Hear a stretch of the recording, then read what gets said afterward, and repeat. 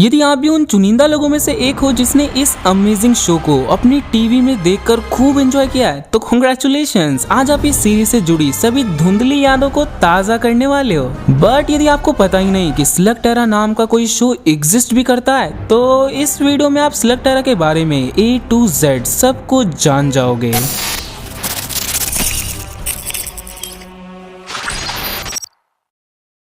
ये कहानी है इलाय शेन की, जो जमीन से लगभग 100 मील नीचे एक अंडरग्राउंड वर्ल्ड में जाता है, जिस वर्ल्ड का नाम है स्लग टेरा। वो दुनिया जो जमीन के नीचे बसी है।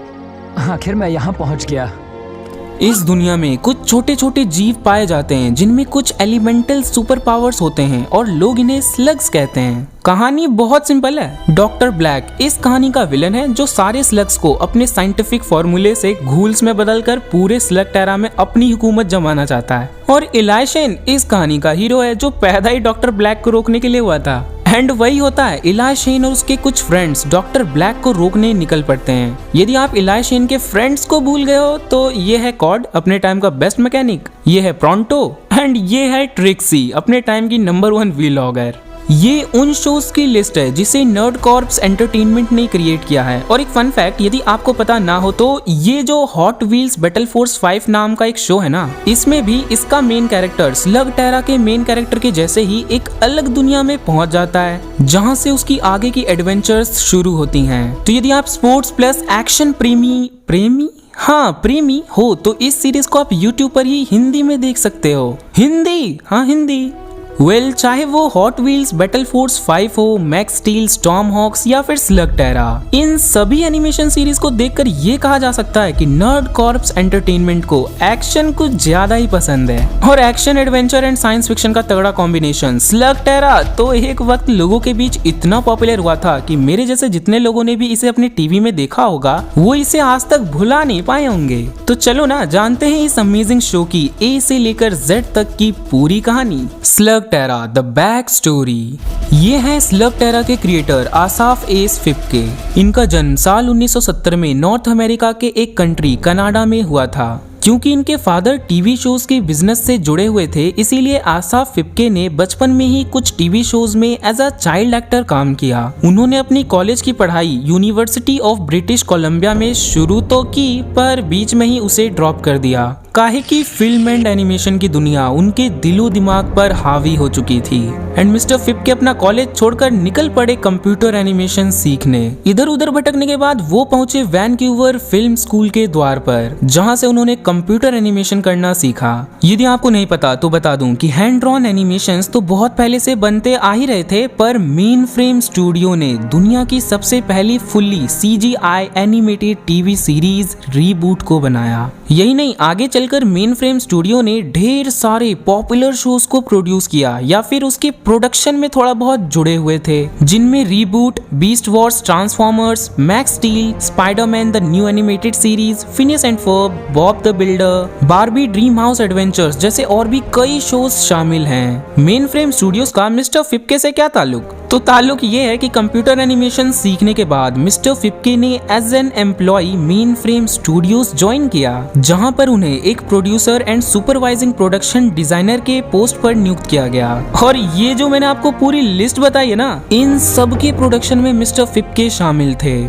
उन्होंने लगभग 10 साल तक मेन फ्रेम स्टूडियो में एज अ प्रोड्यूसर काम किया, जिसके बाद साल 2000 में उन्हें मेन फ्रेम स्टूडियोज के senior vice president of development and production की पोस्ट दे दी गई। परंतु 2001 में ही मिस्टर फिप्के ने इस पोजीशन को छोड़ दिया और अपने एक फ्रेंड चक जॉनसन के साथ मिलकर उन्होंने एक नई कंपनी बनाई, नर्ड कॉर्प्स एंटरटेनमेंट। ये लिस्ट देख पा रहे हो, ये उन शोज की लिस्ट है जिन्हें नर्ड कॉर्प्स एंटरटेनमेंट ने प्रोड्यूस किया है। एंड इनमें से अपने काम की चीज है स्लग टेरा। स्लग टेरा मिस्टर फिप्के की ओरिजिनल क्रिएशंस में से एक है, जिसे 2012 से 2016 के बीच उनकी कंपनी नर्ड कॉर्प्स एंटरटेनमेंट ने प्रोड्यूस किया। इसके टोटल 6 सीजन्स बनाए गए, जिसमें टोटल 63 एपिसोड शामिल हैं, जिसे ओरिजिनली पूरी दुनिया में मुख्य रूप से डिज्नी XD चैनल पर ही ब्रॉडकास्ट किया गया। आपको लग रहा होगा कि स्लग टेरा पॉकीमोन से मिलता जुलता है, पक्का इसके क्रिएटर ने पॉकीमोन देखकर इंस्पिरेशन ली होगी। अरे मेरे भाई माना, स्लग टेरा में 2 स्लग्स आपस में लड़ते हैं, जैसे पॉकीमोन में 2 पॉकीमोन लड़ते हैं। हैं। इसमें सारे slugs fire, water, air, earth and energy जैसे एलिमेंट्स पर बेस्ड हैं, ठीक पोकेमोन के जैसे et cetera et cetera et cetera.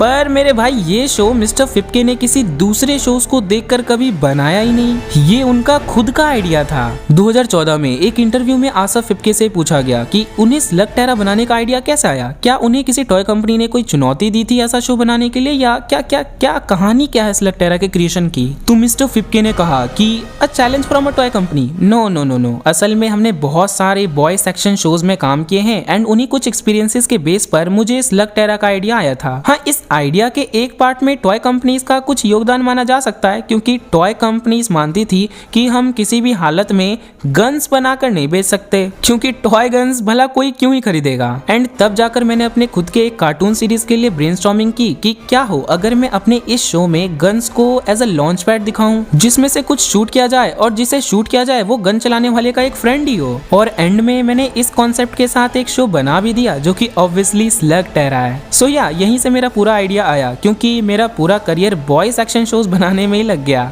And Slugterra के क्रिएशन में टॉय कंपनीज का भी कुछ रोल चलो माना जा ही सकता है। वेल, मिस्टर फिप्के की कंपनी ने कई सारे मस्त शोज बनाए, पर 2016 में उनकी कंपनी यानी नर्ड कॉर्प्स एंटरटेनमेंट पूरी तरह से गायब हो गई। कैसे, उसकी कहानी भी जान लेते हैं। वाइल्ड ब्रेन स्टूडियोज एनिमेशन के समुंदर का वो सबसे बड़ा शार्क है जिसने कई छोटे बड़े एनिमेशन स्टूडियोज को अपने अंदर निगल लिया। इस शार्क का सबसे पहला एंड असली नाम DHX मीडिया था। यस, 2006 में decode entertainment and Halifax film company दोनों मर्ज हो गई और अपना एक अलग नाम DHX मीडिया रख लिया। उसके बाद 2010 में वाइल्ड ब्रेन एंटरटेनमेंट, 2012 में कुकी जार ग्रुप, 2013 में ब्रिटिश रैगडॉल वर्ल्ड वाइड, 2014 में एपिटोम पिक्चर्स एंड 2014 में ही नर्ड कॉर्प्स एंटरटेनमेंट को भी DHX मीडिया ने एक्वायर कर लिया। और इन सारी मछलियों को खाने के बाद 2016 में DHX मीडिया ने अपनी ही हत्या कर ली। I mean, अपना नाम बदल कर 2010 में एक्वायर किए हुए एक कंपनी के बेस पर रख लिया एंड वो नया नाम है wild brain studio.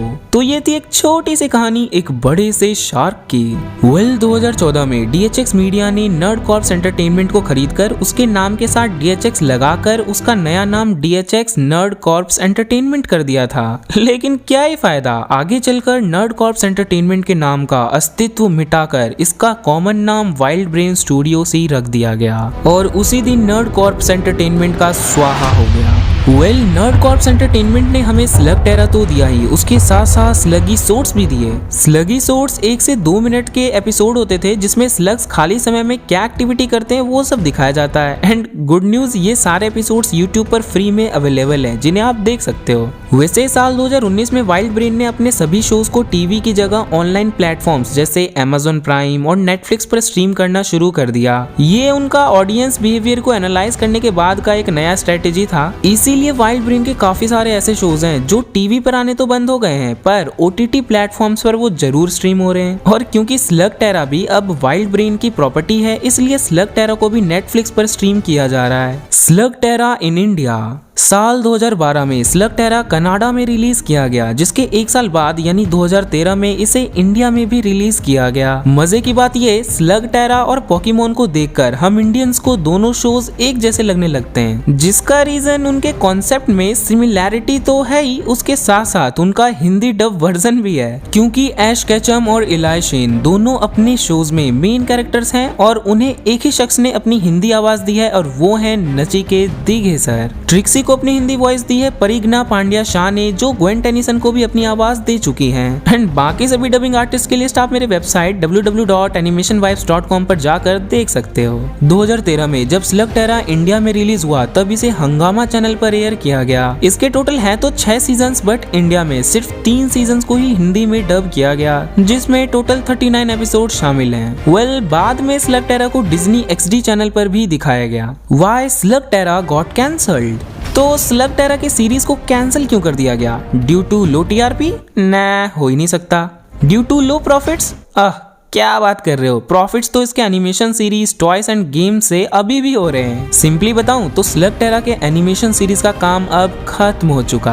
There are 2 reasons. Number 1, क्योंकि नर्ड कॉर्प्स एंटरटेनमेंट कंपनी भी बिक चुकी है, तो अब इसे आगे कोई नहीं बनाने वाला। बनाना होता भी तो अब तक इसके एक आध सीरीज तो यार बनी चुकी होती। नंबर 2, स्लग टेरा के एनिमेशन सीरीज का काम था लोगों के दिलों में अपनी जगह बनाना, ताकि इसके टॉयज एंड गेम्स लोग खरीदें। और यदि आप स्लग टेरा के फेसबुक पेज को देखोगे तो उस पर स्लग इट आउट 2 के बारे में बहुत एक्टिवली कंपनी कुछ पोस्ट डालती रहती है। मतलब अब स्लग टेरा सिर्फ गेम्स एंड टॉयज में ही अपडेट होता रहेगा। काहे कि कार्टून सीरीज ने तो अपना काम पूरा कर दिया है। स्टिल, क्योंकि स्लग टेरा सीरीज के पूरी तरह से कैंसिल होने की नर्ड कॉर्प्स या वाइल्ड ब्रेन की तरफ से आज तक कोई ऑफिशियल अनाउंसमेंट नहीं हुई है, इसीलिए मे बी वाइल्ड ब्रेन इसके नए सीरीज बना भी सकता है, जो कि मुझे नहीं लगता कि वो बनाएगा, क्योंकि उसके पास दूसरे और भी अमेजिंग एनिमेशन शोज की भरमार है। मेरा पर्सनली ये मानना है कि स्लग टेरा को जितना खींचना चाहिए था ना, वो उतना खींच चुका है। आई मीन इसके पहले 3 सीजन ही अच्छे हैं, 4th सीजन से तो इसकी स्टोरी एकदम अलग ही कर दी गई है।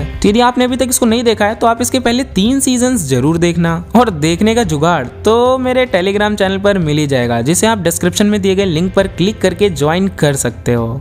The learnings. आसफ फिप्के कहते हैं कि मैं और चक जॉनसन दोनों मेन फ्रेम स्टूडियो में अच्छा खासा पैसा कमा रहे थे, अच्छे पोजीशंस पर भी थे, पर मेरे अंदर एक चुल मची थी कि यार अपना खुद का कुछ बनाना है, सिर्फ एम्प्लॉयज नहीं रहना है, हमें भी आर्टिस्ट और क्रिएटर बनना है। तो बस हमने भी तय कर लिया और एक स्टेबल जॉब छोड़कर खुद की कंपनी बनाई। स्टार्टिंग में हम 10 लोग थे और शुरुआत हमने किराए के एक अपार्टमेंट से की, जहाँ हमने कुछ पावरफुल कंप्यूटर्स रखे। चक जॉनसन कहते हैं कि that day we drinking beer and saying we are a group of nerds like a marine corps full of nerds. Let's call it Nerd Corps. तो कुछ इस तरह उन्होंने अपने कंपनी का नाम रखा था नर्ड कॉर्प्स। स्टार्टिंग में मिस्टर फिप्के की स्टूडियो दूसरे कंपनीज के लिए सर्विस वर्क करती थी, और सर्विस वर्क के साथ साथ उन्होंने अपने खुद के शोज पर भी लगातार काम किया। एंड एब्सोल्युटली उनके द्वारा बनाए गए सभी शोज ग्रीन लिट भी हुए, whether it's rated A for awesome और स्लग टेरा। अक्टूबर 2013 के एक इंटरव्यू के अनुसार मिस्टर फिप्के कहते हैं कि हम सिर्फ एक स्टूडियो नहीं थे, बल्कि हम क्रिएटर्स भी थे। हमने दूसरे कंपनीज के लिए काम करने पर ज्यादा ध्यान दिया, बट साइड बाय साइड हम अपने शोज पर भी काम कर रहे थे। पहले कुछ ही सालों में हमने 70 लोगों को काम पर रख लिया। बाद में सेकंड प्रोडक्शन लाइन को ऐड करते हुए हम 140 लोग हो चुके थे, और अब हमारे पास टोटल 5 प्रोडक्शन लाइन्स हैं, जिसका मतलब हुआ कि हम एक समय में 5 अलग अलग शोज पर काम कर सकते हैं। The moral is that think big but start small. Mister फिप्के ने कुछ बड़ा सोचा, बट स्टार्ट तो उन्होंने कुछ लोग और 2-3 कंप्यूटर के साथ की ना, जो कि बाद में 5 प्रोडक्शन लाइन्स और 350 स्टाफ्स की एक बड़ी कंपनी बनी। तो आप भी कुछ बड़ा सोचो, बट स्टार्ट छोटे से करो। आपको लगता है कि आपको बॉडी बनाने की जरूरत है, तो एक्सरसाइज या जिम स्टार्ट कर दो। भले पहले दिन 5 मिनट करो, पर 5 मिनट करो तो सही, अगले दिन 5 को 10 मिनट कर देना। एक दिन आएगा जब आप अपने आप 2-2 घंटे भी एक्सरसाइज करने लगोगे। मीन्स किसी भी हैबिट को बदलने के लिए, अपने आप को बदलने के लिए, या फिर मिस्टर फिप्के की तरह एक सुपरहिट एनिमेशन सीरीज क्रिएट करने के लिए आपको वो सबसे पहला और छोटा स्टेप उठाने की जरूरत है। That's it. यदि आप इस वीडियो से रिलेटेड कुछ पूछना चाहते हो तो आप मुझे मेरे इंस्टाग्राम आईडी animation_vibes पर डायरेक्ट मैसेज कर सकते हो। प्लस इन दोनों वीडियोस को भी जरूर देखना if you are new to my channel. और हाँ, ये वीडियो पसंद आई तो इस चैनल को सब्सक्राइब भी कर लेना, ताकि नए वीडियोस की नोटिफिकेशन आप तक पहुंचती रहे। टाटा बाय बाय, मिलते हैं दोबारा।